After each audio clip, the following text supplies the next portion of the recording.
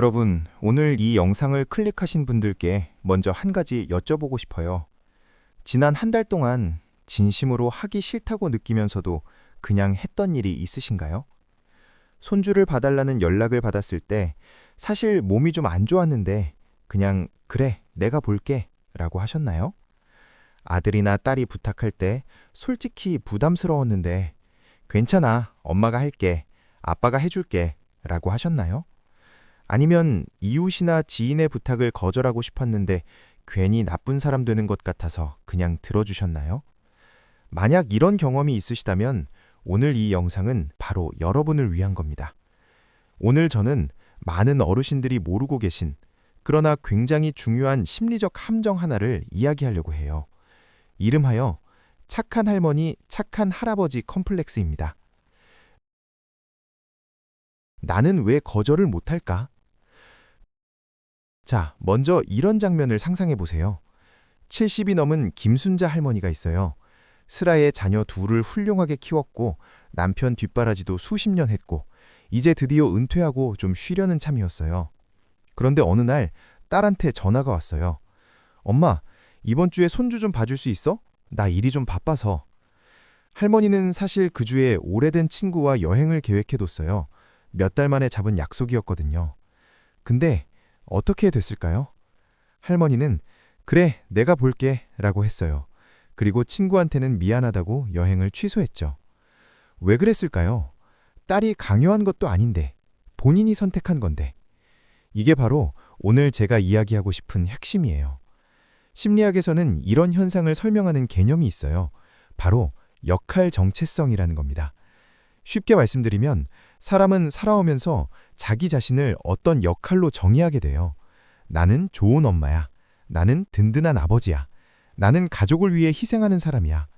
이런 역할이 수십 년간 반복되다 보면 어느 순간 그 역할이 곧 나 자신이 되어버려요. 그런데 여기서 문제가 생겨요.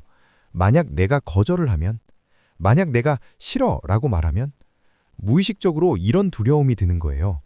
내가 거절하면 나쁜 엄마가 되는 건 아닐까? 내가 못 도와주면 쓸모없는 사람이 되는 건 아닐까? 가족이 나를 싫어하게 되는 건 아닐까? 그래서 몸이 아파도 하고 하기 싫어도 하고 지쳐도 웃으면서 하게 되는 거예요.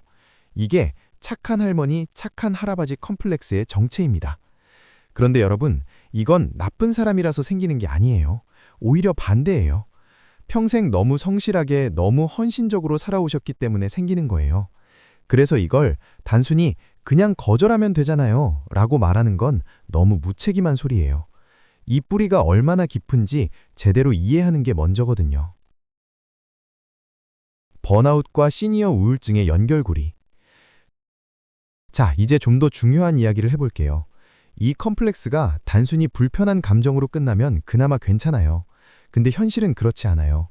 의학적으로, 심리학적으로 봤을 때 이게 장기간 지속되면 번아웃으로 이어지고 그 번아웃이 시니어 우울증의 가장 큰 원인 중 하나가 됩니다. 한번 생각해 보세요. 30대, 40대 직장인들도 번아웃 오면 힘들잖아요. 그런데 이미 몸의 에너지 자체가 줄어든 60대, 70대에게 번아웃이 온다면 회복하는데 훨씬 오래 걸리고 훨씬 깊은 상처를 남겨요. 실제로 이런 사례가 있어요. 어느 72세 할아버지는 은퇴 후에도 자식들 이사 도와주고 손주 학원 픽업하고 집안 수리까지 도맡아 했어요. 가족들은 우리 아버지는 슈퍼맨이야 했죠. 근데 어느 날부터 그 할아버지가 새벽에 잠을 못 주무시기 시작했어요. 아무 이유 없이 눈물이 나기도 하고 밥맛도 없고 뭘 해도 즐겁지 않은 거예요. 병원에 가니까 우울증 진단을 받으셨어요. 가족들은 충격을 받았어요. 그렇게 활동적이셨는데 왜요? 근데 담당 의사 선생님이 이런 말씀을 하셨대요. 이분 너무 오래 자기 자신을 위한 시간 없이 사셨어요.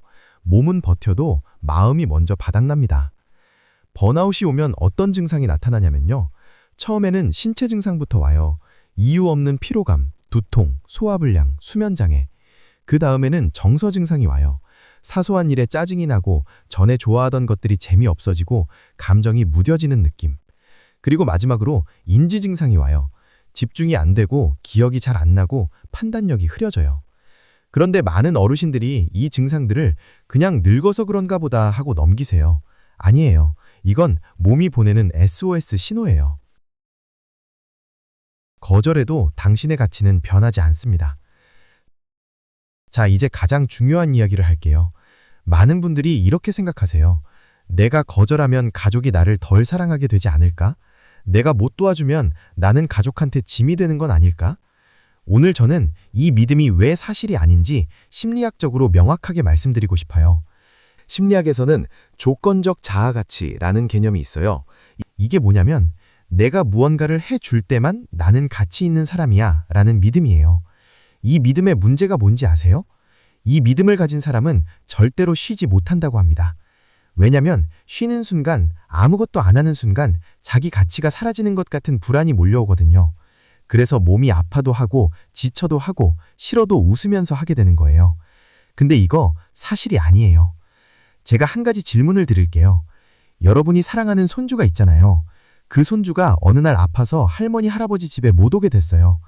그 손주가 그날 여러분한테 해준 게 아무것도 없어요. 그렇다고 여러분이 그 손주를 덜 사랑하게 되나요? 당연히 아니죠. 사랑은 무언가를 해줘서 생기는 게 아니에요. 마찬가지예요. 여러분이 가족에게 받는 사랑도 여러분이 무언가를 해줘서 유지되는 게 아니에요. 여러분이 그냥 거기 존재하는 것만으로 이미 충분한 거예요. 그리고 한 가지 더. 심리학 연구들을 보면 흥미로운 결과가 있어요. 거절을 잘 못하는 사람들이 실제로 관계에서 더 많이 이용당하고 관계의 만족도도 낮아요. 반면에 건강하게 경계를 설정할 줄 아는 사람들이 오히려 더 깊고 진실한 관계를 유지해요. 왜 그럴까요? 경계가 있는 사람은 자신이 진심으로 원할 때 도움을 줘요. 그 도움에는 진심이 담겨 있어요. 하지만 거절 못하는 사람이 마지못해 해주는 도움에는 아무리 웃으면서 해도 어딘가 피로함과 원망이 묻어나요. 그리고 그걸 가족들은 느껴요. 말 안 해도. 좋은 사람에서 편한 사람으로. 오늘 제가 드리고 싶은 핵심 메시지가 있어요. 이제는 좋은 사람이기보다 편한 사람이 되세요. 좋은 사람이라는 게 뭔가요? 항상 도와주고, 항상 희생하고, 항상 웃고, 절대 힘들다 소리 안 하는 사람? 근데 그 사람 옆에 있으면 가족들은 어떤 마음이 들까요? 나 때문에 힘드신 건 아닐까 하는 미안함과 부담감이 생겨요. 반면에 편한 사람은요, 힘들면 힘들다고 해요. 싫으면 싫다고 해요. 그리고 진심으로 하고 싶을 때 도와줘요. 그런 사람 옆에 있으면 가족들이 어때요? 우리 엄마한테 솔직하게 말해도 되겠다. 우리 아빠가 진심으로 좋아서 도와주시는 거구나. 이런 안도감과 신뢰가 생겨요. 어떤 관계가 더 건강한 관계일까요? 당연히 후자죠. 그럼 구체적으로 어떻게 하면 좋을까요? 오늘 당장 실천하실 수 있는 것들을 말씀드릴게요. 첫 번째, 즉각적인 대답을 하지 마세요. 부탁을 받으면 바로 그래 라고 하지 말고 한번 생각해 볼게 라고 해보세요. 단 하루만 시간이 생겨도 진짜 내 마음을 들여다볼 수 있어요. 내가 이걸 진심으로 하고 싶은 건가? 아니면 거절하는 게 무서워서 하는 건가? 두 번째, 거절할 때 이유를 길게 설명하지 않아도 돼요. 많은 분들이 거절할 때 이유를 엄청나게 설명하세요. 그러면서 더 힘들어지죠. 사실 이번엔 내가 좀 쉬어야 할 것 같아. 이 한마디면 충분해요. 여러분은 가족한테 장황하게 변명할 의무가 없어요. 세 번째, 거절 후에 불편한 감정을 그냥 두세요. 거절하고 나면 찜찜하고 불안한 감정이 올 거예요. 그게 정상이에요. 수십 년간 몸에 밴 습관이 한 번에 바뀌지는 않아요. 그 불편함과 함께 앉아 있어 보세요. 시간이 지나면 괜찮아져요. 지금 당신이 자신에게 해줄 수 있는 것. 여러분, 한번 생각해 보세요.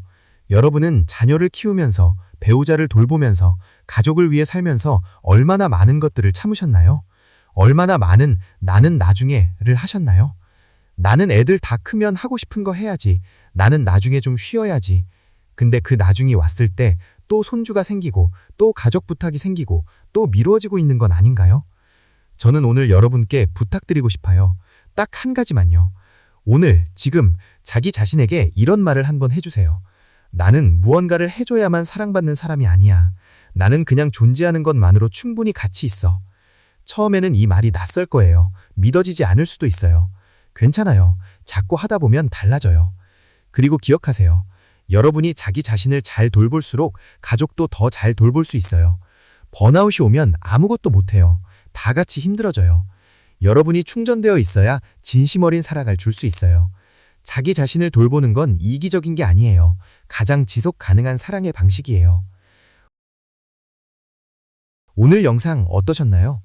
혹시 주변에 항상 열심히 도와주시는 부모님이 계시다면 이 영상을 한번 보여드리세요. 그리고 어르신들, 오늘 한 가지만 기억해 주세요. 거절해도 여러분은 여전히 훌륭한 부모님이고 훌륭한 할머니, 할아버지예요.